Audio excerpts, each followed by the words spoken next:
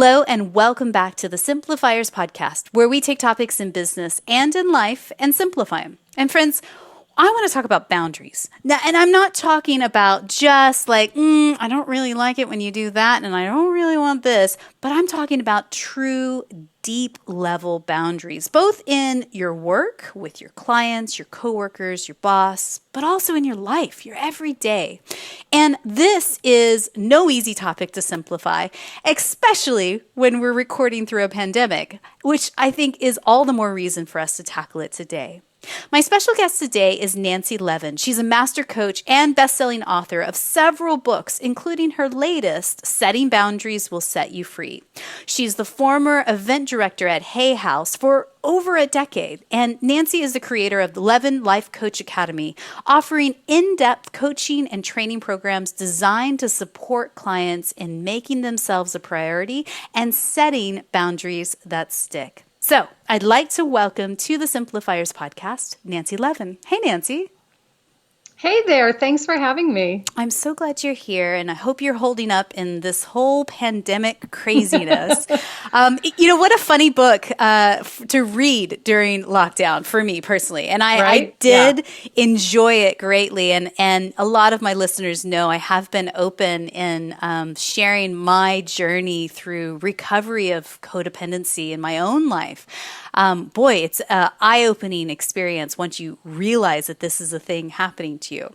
And when your people reached out to my people and said, hey, would you be interested in interviewing Nancy? And I started to read a little bit about you and your bio, and I was like, oh my goodness, obviously the answer is yes. You kick off the book with a story about when you were an events director at Hay House, and Wayne Dyer, an incredible speaker, had to speak in, was it Chicago, and misplaced his briefcase. And you did what almost every events professional that I know of and have worked with would instantly think to do, of like, well, I have to go get the briefcase. Can you recount this story and tell it to people? Sure. So we were on tour, and we had done an event in Atlanta on Saturday afternoon. And then the whole entourage of us, my team, and Wayne had a couple of his kids with him. So there were about 10 of us flying from Atlanta. It was Detroit, actually. So we were flying to Detroit. Yeah. And we had an event on Sunday afternoon in Detroit. And we, landed in Detroit. We got to our hotel. We had dinner. And then around 10 o'clock that night, Wayne called me and said, hey, I can't find my briefcase. And he was a little panicky, not blaming me in any way, but just, I need this briefcase. All my notes are in there for the talk tomorrow, my notes for my new book. Yeah. There was some money, there was stuff in the briefcase that he needed. And so, I said, okay, hold tight. Let me see what I can do. Yeah. And I first called my travel agent in California, just to say, if I find the briefcase in Atlanta, what are our options? Can you start working on that? And then I just had this intuitive hunch that it was in the van that we all took to the airport, because Wayne didn't travel with his briefcase. He only used it to and from the hotel to the venue. So we left right from the venue. So it was an additional piece of luggage that he wasn't used to being aware of when we were traveling. Yeah. So I just had this hunch it's in that van. And so I called the van company. They said the van's actually out on another gig until midnight. You can call back then. So I called back at midnight, and they said, we looked, there's no briefcase. And I said, listen, it's dark. The briefcase is black. I just know it's in the van. Yeah. And I was on hold for a good long time. And the guy came back on and said, you were right. It had slid all the way to the back in a corner, and we needed like a flashlight, and we found it. And I said, great. Can you put one of your guys, we'll pay, obviously we'll pay for everything. Can you put a guy on an airplane and bring it to me? And he said, post 9/11, you're no longer allowed to travel with something that isn't yours. And he said, so we're not allowed to do that. So in the meantime, my travel agent had been looking for ways to get this here without me going to get it. And the bottom line was that because it was a Saturday night, there were no freight carriers, there was no FedEx, there was no UPS, and there were no airlines that would cargo overnight to a Sunday. Had it been nearly any other day of the week, it could have happened. But just given the Saturday, Sunday, it was a no-go. Yeah. So literally the next thing I knew, I found myself, in a taxi on the way to the airport, buying the ticket in the back of the taxi to get on the airplane, to fly to Atlanta, to get the briefcase, to then fly back for the event. Yeah. Now, we had about 2,500 people coming to that event. My team had never done an event without me present at that point. So I was also frantically like, here's my venue contact. Here's how the seating needs to be. Make sure this is what's in the green room. Make sure of this, make sure of that, blah, blah, blah. And there was before around midnight, same thing. Wayne had called me and said, any news? And I said, actually, I've located the briefcase. I'm just now working on getting it here. So I was like, just go to sleep. Don't worry. I'll see you tomorrow. Yeah, don't worry. I'll see you tomorrow. Mm-hmm. So I fly to Atlanta. The guy's waiting for me in baggage claim. So I go retrieve the briefcase, and then now I've got to go right back through. And because I had just flown in, of course, I'm a red flag, and they want to, give me the whole pat down and the whole questioning. But I find myself back on the plane flying back to Detroit, and Wayne calls me, and I said, Wayne, I have your briefcase. And he said, Nancy, what do you mean you have my briefcase? And I said, I have your briefcase. And he said, you didn't do anything crazy, did you? And I said, Wayne, I'll see you at the venue. He's like, where are you? I said, that is not important. I'll see you at the venue. Yeah. And so I we in tandem pull up at the venue. There's hundreds of people around. Wayne gets out of the car. I get out of the taxi, and I'm walking toward him, and I'm holding out the briefcase, and to pull my leg, because Wayne was that kind of guy. Mm-hmm. He was like, oh, I don't need that, and so and your heart sank. So I of course had to flip him off in front of everybody. You're right. So this was the moment of I flipped off the father of motivation, right. In front of hundreds of people. You can put that on your resume, Exactly. And then as we got I always introduced him at the event. So I introduced him and, he came on stage and he held me to stay because I would always give him a hug. Yeah. He held me and he said, he said to the audience, I just want to tell you what this woman just did for me, and it's really interesting to look back on that story because it was, on one level, it is absolutely the pinnacle story of being boundaryless. Yeah. Yeah, completely and utterly. But the person I was then, she would have done anything for the external validation and the gold stars. Yeah. And so if a situation arose like that today, I would really have to drop in and think about what would give me the impulse or the motivation to do something like that. Yeah. And it would really need to come from a place of deep service versus how can I be the hero? Right. Versus how can I get another gold star? And that was the big shift. So when I read that intro story, you had me hooked because I can tell you there have been many moments of superhuman, heroic links that I would have gone to and had gone through for many of my clients when I still worked in live events. And I know that there are a lot of people that are listening right now that are going, "Yep, I would have done that, no doubt." Whereas the reality of majority of the world would go, "What? It's just a briefcase." Surely the man who is a motivational keynote speaker knows how to do the talk without, of course, the briefcase, right? Of course. But when you work inside the live events industry, you are certain expectations and wiring from very early on to lay down all sense of boundaries and go to the nth degree, where people don't go and are not willing to go, to people please, to over deliver, to, all the things. That is what is recognized. That's what's awarded at, international awards ceremonies at the end of the year, all the things. And the problem with that is, yes, there's a short-term, wow, Nancy, you did that? That's incredible. But there's a long-term consequence to that kind of behavior. What did you notice in your life? Yeah, and I really prided myself on being Queen of the Impossible. It became the nickname. It became, it was like, you need anything at any time, call Nancy. She can do it. And I did, you know.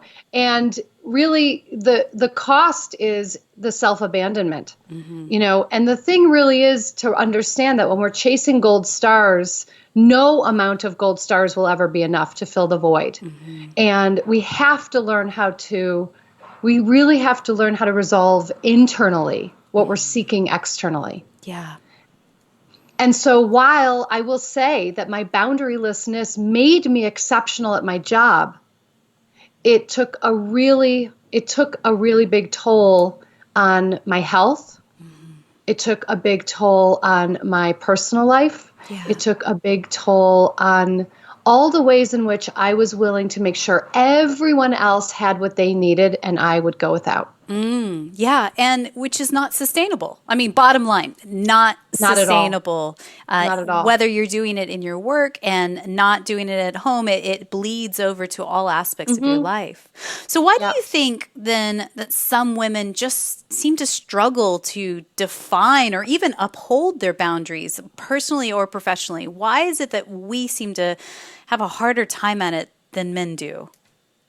So I think we're really brought up with this notion embedded that, nice girls do what they're told. It's not kind to say no. These ingrained beliefs around what it is to be good and kind and nice. Yep. Yeah. And so that is what precipitates and then propels the people-pleasing, the peacekeeping, the conflict avoiding, the not rocking the boat, and this other element of I'm going to come in and I'm going to rescue, fix, save someone else. Yeah. And then you can appreciate me. Then I'm worthy to take up space here. For some people, that might be the inner dialogue that's going. I want to read a little bit from your book, if you don't mind. And this is really early on in the introduction. And if this resonates with you, whoever's listening right now, just, nod your head a little and say, yeah, that's kind of me as well. So Nancy, you wrote this, The Real Me. I had spent years hiding the real me. I worked hard to design a life that had no room for me. At the time, the idea that people could truly know me and in all my vulnerabilities was nothing short of terror-inducing. I was so afraid of anyone discovering my humanity that I was a champion, do-it-all doormat. I believed the only way I could be loved was by presenting my facade of superwoman to everyone in my life, from my family to my friends to my coworkers. I had to be the person everyone needed me to be, the chameleon who would put her own needs aside to make sure everyone else's needs were met. So, I mean, yes, every last bit of that, yes. Side note, Nancy, you do realize that the Simplifiers logo has a woman in a superhero cape. Yes, I do. That's not lost on me. Yes, okay, good. Just making sure. That's not lost on me. So, and then you also kind of go on to say, that was the beginning of my quest to becoming a boundary badass. But it meant that I had to stop saying yes to others' needs, wants, and desires in order to be loved and accepted. It meant that I had to learn how to tell the truth and create connections with others in a more authentic way. Rather than wowing them with one selfless act after another, it was a difficult transition. So, yeah, I mean, I think that that's where people-pleasing, gaining enough stickers for my sticker chart, it comes from deep-rooted lessons as a child. I mean, it's what's taught in schools. Yeah, and you brought in worthiness before, and I've written a book called Worthy, and there is this whole element of the way we hitch our worthiness to someone else's wagon. Yeah. How do we determine our sense of value and worth? Most people are, and I certainly did for decades, attached my self-worth to what I achieved, what I produced, what I did. And so when we are attaching our worth to an outcome like that, or hitching our worthiness to someone else's wagon, letting them be the determiner of our worth, it's a very precarious position to be in, because we're not standing in our own foundation of worthiness that essentially is our birthright just by being here. Yeah. And I can imagine a lot of people through this lockdown situation, a couple of months now, if your worthiness is built on deliverables, in essence, and other people recognizing and appreciating and validating those deliverables, and we're literally in a space of stillness in a lot of ways, or many people, their jobs have been furloughed. That can be a hard place to be. Talk about a place of reflection of where your identity actually comes from. It's big stuff. It's very big stuff, and it's something I've been talking about in my membership and with my clients, and with it's something that's really alive right now in terms of, yes, where have I been really giving away my power, or where have I been dissociating from my identity, and also what happens now in terms of being willing to put my own self at the center of my life. Yeah. As opposed to everything else. Imagine. And to me, this is, imagine. But that really is sort of the first piece of being able to move into looking at our boundaries. We have to locate ourselves first. I spent decades of my life having no idea where I was. I was just going to the next thing, doing the next thing. But there was no sort of locating and grounding and landing in the foundation of me. And so, when we look at this, and first, I'll say my definition of boundaries is the boundaries are the limits that we set around what we will or will not do, tolerate, or accept. So it's very personal. Our boundaries are very personal. There can be some sort of universal boundaries that everyone's sort of living with, but our boundaries are personal. And at the root, my boundaries are always between me and me, even if they involve another person.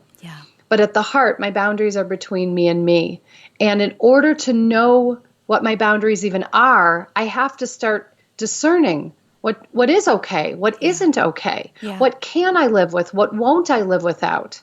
Understanding those fundamental pieces first before I can even be able to name a boundary, even if it's just with myself. Yeah, and that really resonates with me as well. I feel like our words are so powerful.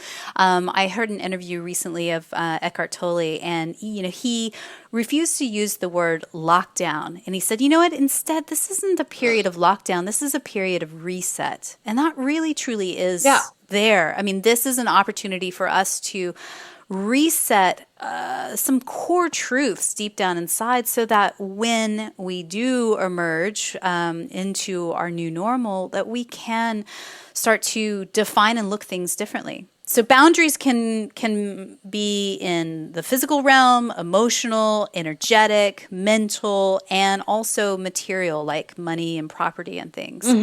So where do we begin? Like, how do we begin to write and practice what you call boundary scripts?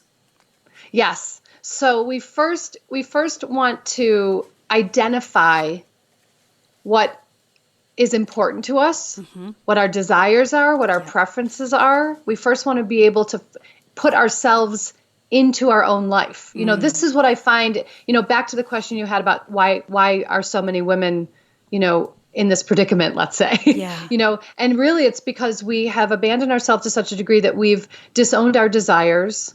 We've sublimated our wants and needs, and we have gotten okay with that. We would rather take the hit than have anyone else be disappointed or upset or angry. This is another way we cross our own boundaries, is that we try to manage someone else's experience, or we try to take too much responsibility more than is ours. And so we have to be able to locate and find what's okay and what we want and what we need. And then we have to start being willing to put it into words. So first thing I'll say is the biggest myth going about boundaries is that other people cross our boundaries.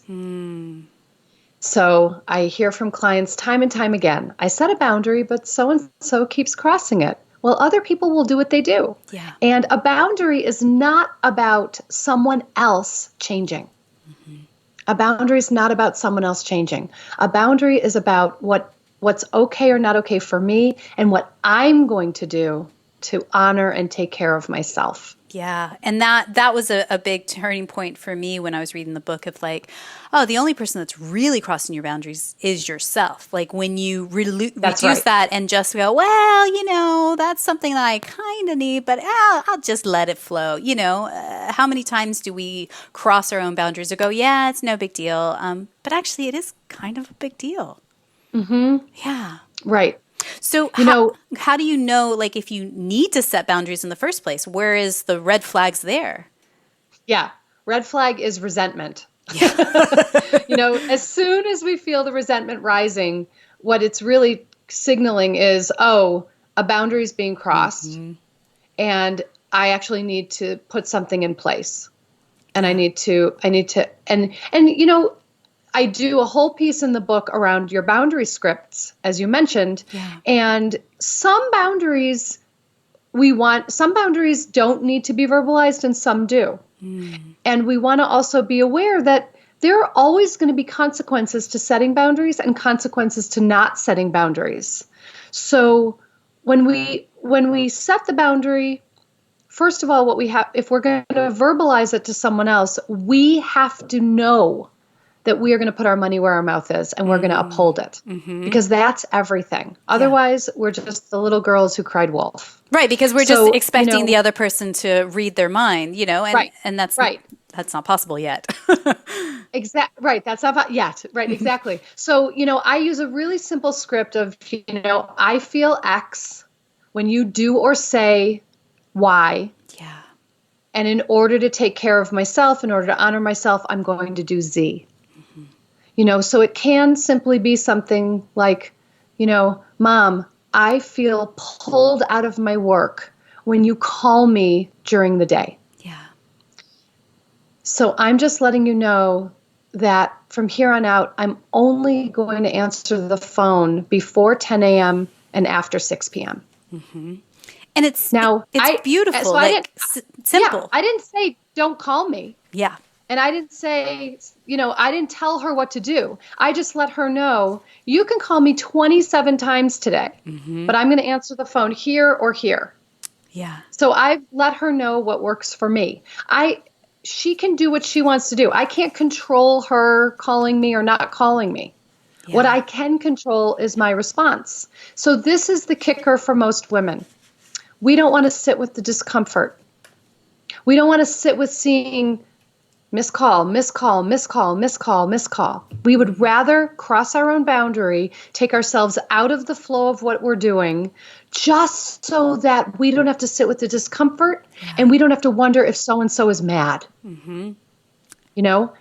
And this is a really critical piece. We have to learn how to sit with our discomfort. Yeah, and we have to learn. The short-term discomfort really result for a long-term outcome. Long-term. Because that's the thing is that, queen of not wanting to have any confrontation, I'm getting better at this.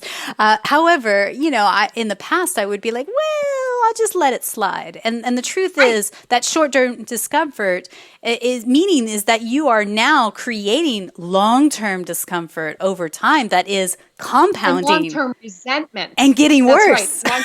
That's right. It's getting worse. And because we're so used to, just this time, or I'll just take the hit, or I'll be uncomfortable versus someone else being uncomfortable. But, it's also important to talk about conflict, and to talk about, I view conflict as an illumination of our differences. And so it doesn't have to be bad, and it doesn't have to be something where we butt heads. It can simply be, it's a little bit like the we agree to disagree kind of thing. Yeah. But it's really what I believe is that if we're in relationship of any kind, if we're in intimate partnership, or if, we're friends or we're family or coworkers, we want to trust that the container of our relationship can hold the truth of each of us. Yeah. And so what I really believe about fear of conflict is it's not so much about the conflict, it's actually a greater fear that the relationship we're in doesn't hold. That there will be rejection or abandonment or shame. Or that we will have to make a deeper decision about the nature of the relationship. I see. Yeah. Yes. Yeah. And, it is the deeper rooted things that are underneath the issue, the conflict, right. And I think that gives me something to chew on certainly this week of I think sometimes we as humans like to quickly judge right, wrong, good, bad, Yes. all the things. And it's not quite so binary. And illuminating our differences means that it's not you're right, I'm wrong, or vice versa. It's something deeper. And that I appreciate that because there's a dance to it, isn't there? Yeah. And there is the appreciation of, oh, that's where you're coming from. And knowing this from you helps me know you more deeply, which really is what I think ultimately boundaries are. I look at boundaries when we're sharing our boundaries with another person. We're saying, here are the puzzle pieces to me. Right. Here are the pages of my operating manual. Yeah. Here are the ways that you can know me more deeply in service of connection. And in service of us being able to have a more open and honest communication. Yeah. Because that open communication is what's kind. We go into that thing of, we think, oh, if I set boundaries, I'm going to be a bitch or whatever, And no, it's withholding your truth is what makes you actually unkind. Right. And so what's interesting is in my own journey of learning more about codependency, I interviewed Terry Cole a while back. I'll put the link in the show notes. Oh, she's so great. Such a brilliant light. Fabulous. And, I think that one of the things that came up in that conversation, base level when it comes to codependency, is there's typically two different players in this equation. One who's the fixer and enabler in essence, and the other who is retreating back. And so I think one of the clear core truths that you have to understand is you are only able to control your own thoughts, feelings, emotions, and behaviors and actions. What happens is that the fixer, the enabler, tries to control the other person's thoughts, feelings, behaviors, emotions, and actions. So what would be some advice when it comes to boundary setting that you would give someone who's also going through that step of conquering codependency? Yeah. So, the big piece with codependency here is the way that we look to someone else to regulate us. Yeah. So we want someone else to regulate us emotionally. Yeah. And so the process here is, how do we begin to be in contact with ourselves in a way that we can regulate without needing someone else? And so we're not looking for approval. We're not looking for validation. We're not getting off on the fixing or rescuing. We're really allowing other people in our lives to be exactly who they are. Yeah. And to be an acceptance of who they are. Yeah. Because the way we create more suffering for ourselves is not accepting what is. So if we can move into an acceptance of you as you are, and I'm going to do what I need to do over here for me. And that really is the way that we can begin to conquer codependence. Because the other way codependence gets very insidious, like I was saying before, it's not knowing where I end and you begin. So there's this, border between our two territories, and I just keep crossing the border over into your territory. Yeah. And I want to manage your experience. I want to take responsibility for you. And it's like, hey, stay over here. And there's enough to do over here. Yeah, more than plenty. And more than plenty. And also to notice when our mind goes to that place of, and this happens, and this would be interesting just for everyone listening to think about, when a direct question is asked of you, notice if you answer from I or he or she, meaning you answer from a place of your partner or of someone else in your life. He wouldn't like it if I did that, or something like that. This is a very insidious way in which our codependence shows up, that we consider someone else before we consider ourselves. Yeah. Yeah. So instead of going to the mode of what will he think or she do or they say, to actually take the pause to check in. What do I think? What do I feel? What do I need? What do I want? And so I really look at this as sort of a 3-tier process of, first, be willing to give yourself permission to consider yourself and your own needs at least as much as you consider everyone else in your life. At least as much. Yeah. Just baseline, at least as much. Because what usually happens is we set the table with the fine china and the crystal and the silver and the juicy steak or the juicy tofu, and we make sure everyone has a seat and has what they need, and we're standing in the kitchen in the dark eating the crumbs over the sink. Yeah. Yeah. And this is figurative, but clients have also told me how very literal this is. Yeah. So this is about, hey, I get a seat at the table. I get a seat at my own table. And in fact, I'm going to now move myself to the head of the table. And that's, so it's, am I willing to give myself permission to really consider myself and my needs at least as much? Then it's, am I willing to give myself permission to consider my needs more? Consider what I need more than I consider everyone else. Yeah. And then the kicker, which is sort of what I call the boundary ninja move, is now am I willing to consider myself first before I consider anyone else? And nowhere in here did I say disregard everyone else. But anyone listening, just notice if you heard that. Just notice if you in your own mind twisted that into, I'm only considering myself and no one else. Right. No, it's a both and. I'm going to consider myself and consider you, and I'm going to consider myself more. And I'm going to consider myself first. It's again the subtlety of the words that really make a profound difference of how this lands in people's heads and hearts and their intuition and soul.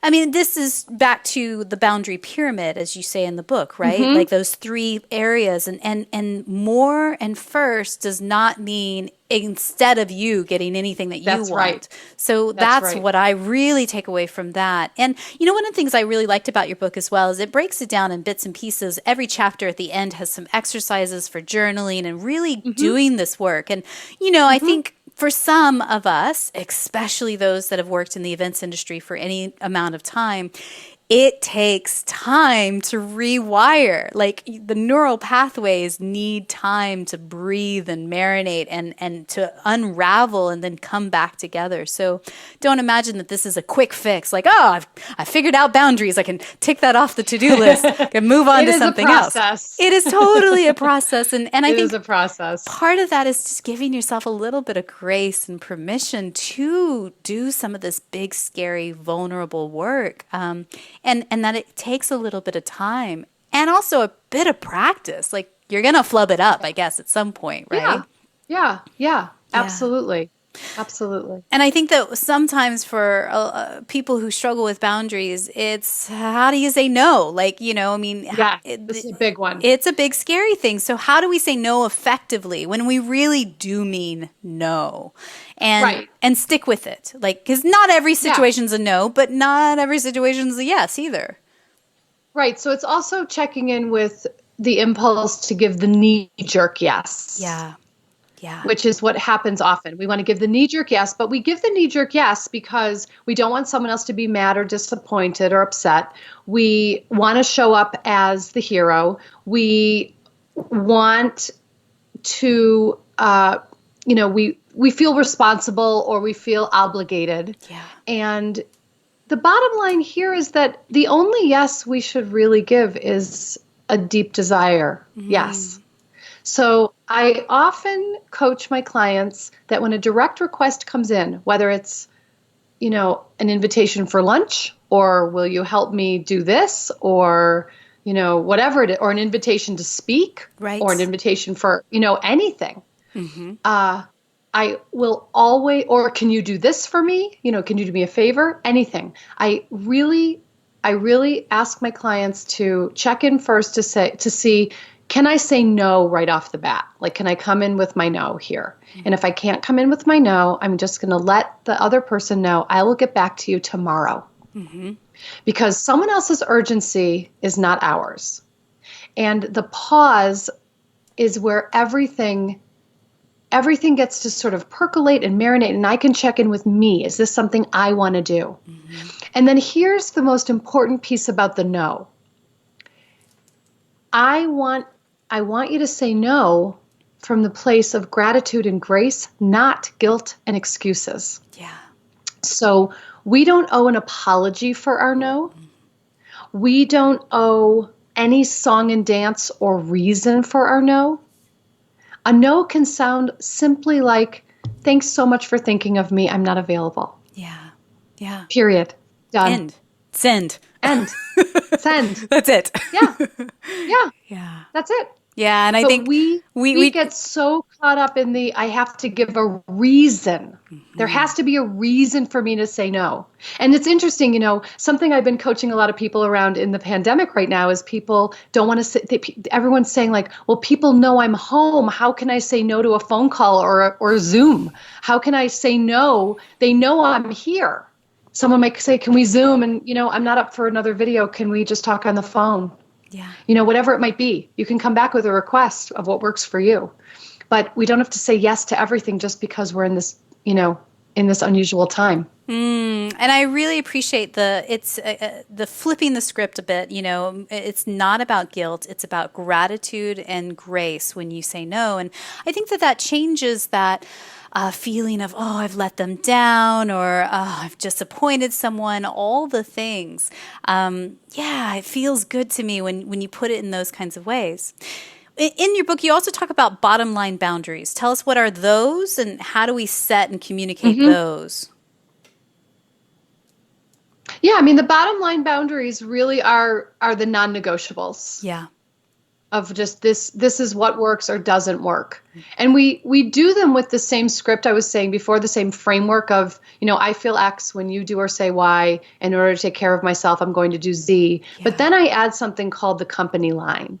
So this is the line that we return to when the other person wants to attack, or the other person wants to engage in a fight, or the other person wants to engage in some way that, whatever it is.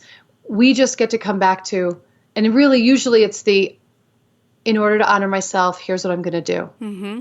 So, it can be as simple as, I feel uncomfortable when you have more than 2 drinks when we're hanging out. Mm. So I'm just letting you know ahead of time that in order to take care of myself, if you go to the 3rd drink, I'm going to go into the other room. Yeah. And so I'm not saying don't drink. I'm saying, here's what I'm going to do to take care of myself. So then what happens is we're in that scenario. And if this happens, if the 3rd drink happens, I need to extract myself. And if something comes up about it, where are you going? Remember, I let you know that in order to take care of myself, if you have more than 2 drinks, I'm going to go in the other room. That's what I'm doing now. Yeah. And end of. No more explanations after that. And that's it. And it doesn't have to be a whole dragged out thing. And it doesn't need to turn into a fight. It doesn't need to turn into antagonistic conversation. It's just really simply put, here's what I'm going to do so that I'm taking care of myself. Because what happens with the no and the yes is when we acquiesce and we say yes when we want to say no, or we don't stand up for the bottom line boundary of ours, we are betraying ourselves. Mm-hmm.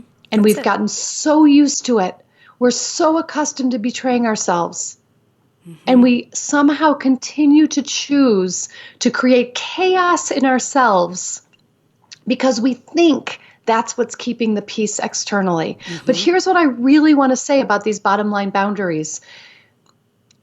contrary to popular belief, the goal of relationship, of any sort of relationship, is not harmony at all cost. Because harmony at all cost comes at a very high cost to the way that I package myself to be digestible to you. Yeah. So it's really critical that we get clear on the bottom line boundaries.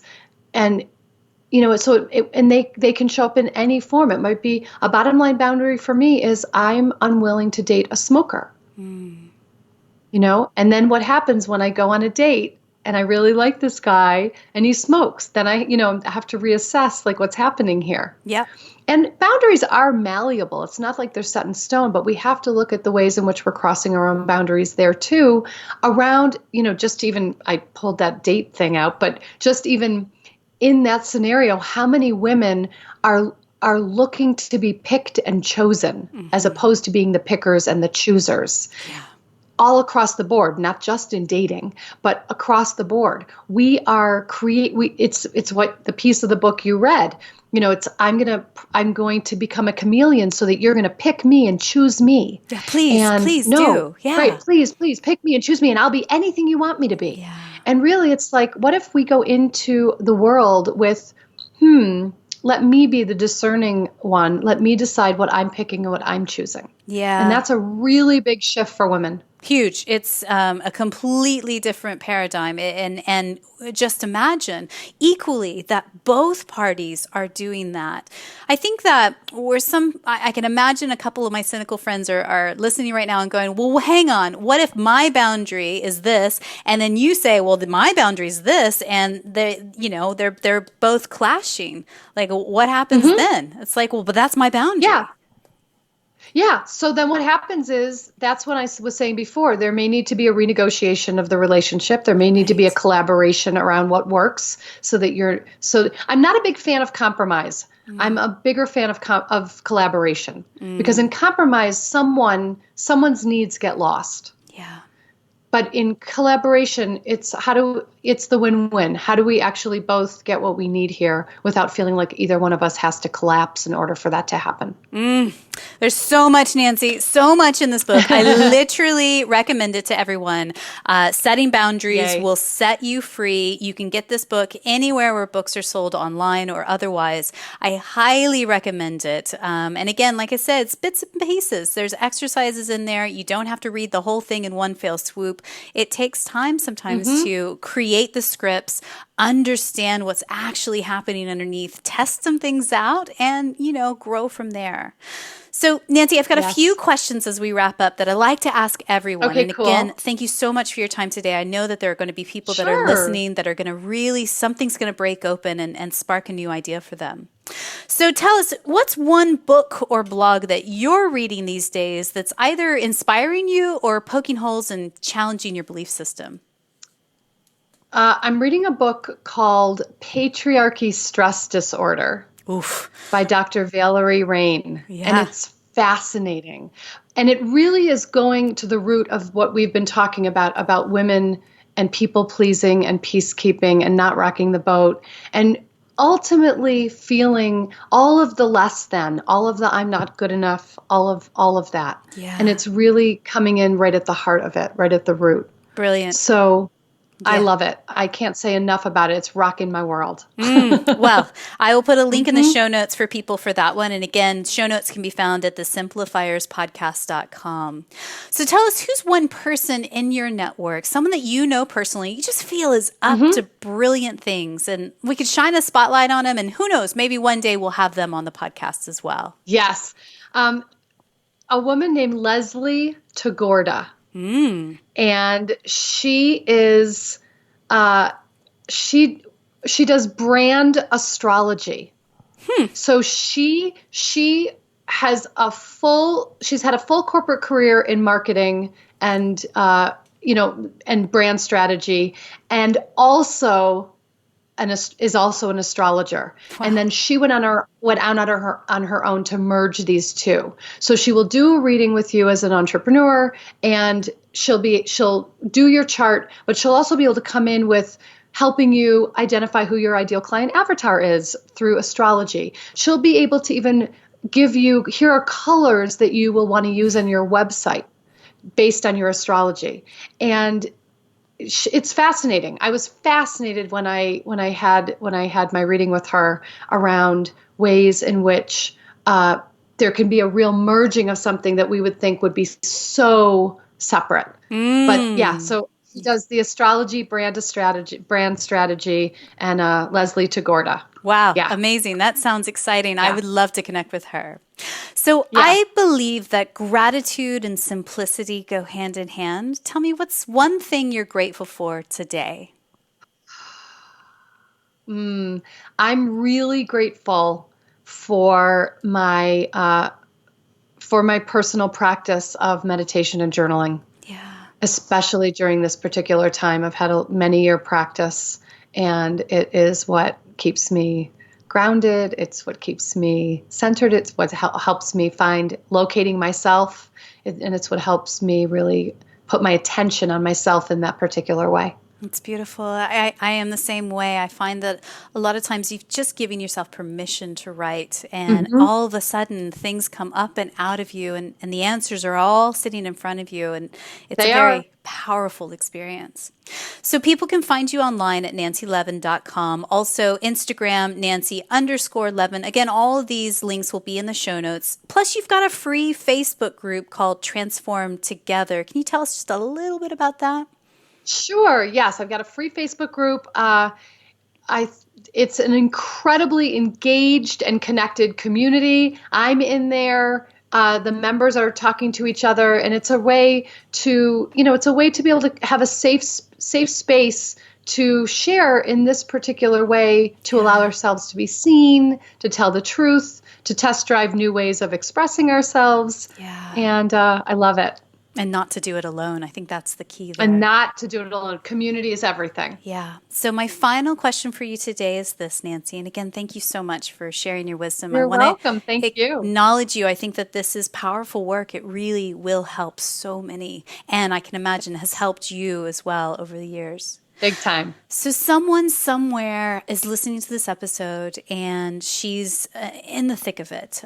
Maybe even that example you gave of, well, 2 drinks is this, but 3 drinks means this. And she is really grappling with how to uphold her own boundaries. What's one thing you could just whisper in her ear right now, just to encourage her in this moment? Yeah. So what I would actually whisper is just this: your present moment choice predicts your future. Your present moment choice is your crystal ball. Yeah. Because if we look at where we are now in our lives, it is the culmination of every choice we've made up until now. So our present moment choice we have so much power, and we are so empowered to create the future we want for ourselves if we will begin paying attention to the present moment choices. There's no big or small choice. Yeah, and you can do this. Yeah, you can totally do this. Choose wisely. Nancy, thank you so much for your time today. Thank you.